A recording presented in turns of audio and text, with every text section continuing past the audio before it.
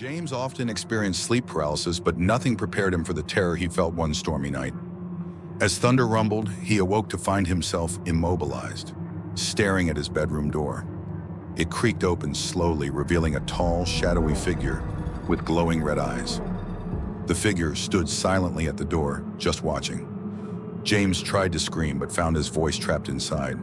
As the figure moved closer, details became clearer. It was wearing what looked like an old, tattered hospital gown, and its hands were unnaturally large, dragging along the floor.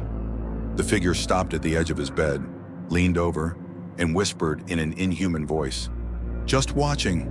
The paralysis broke with a loud thunderclap, but the door was still eerily ajar.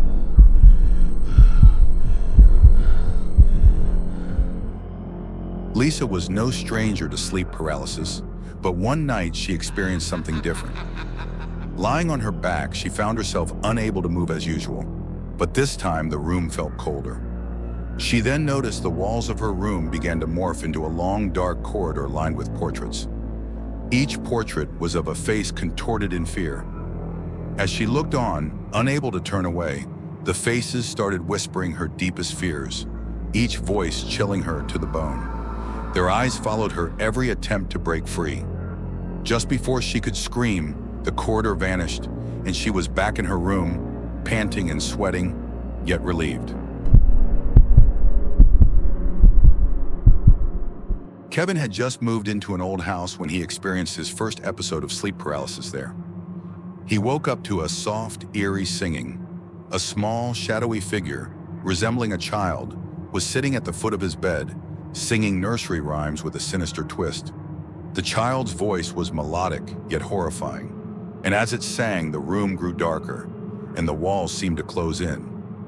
The figure slowly turned its face to reveal hollow, empty eye sockets. It reached out towards Kevin, who was struggling to move or look away. The singing stopped abruptly as the paralysis lifted, leaving Kevin alone in the silent darkness, heart pounding.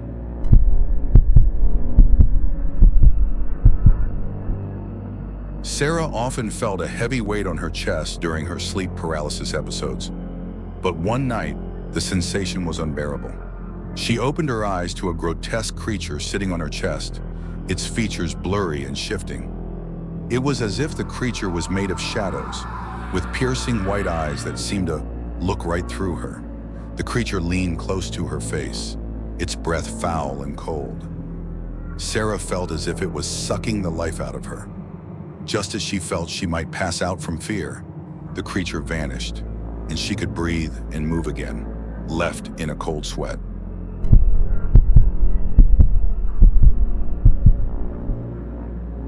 After watching a late-night horror movie, Mark experienced the most vivid sleep paralysis of his life.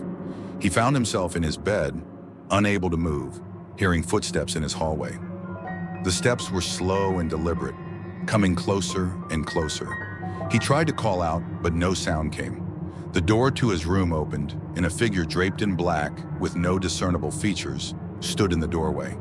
It walked towards him, slowly stopping beside his bed. It then extended a hand, and Mark felt a chill as it touched his forehead. The figure's touch was icy, sending a wave of dread through him.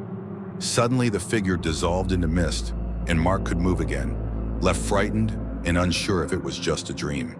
These stories showcase the intense fear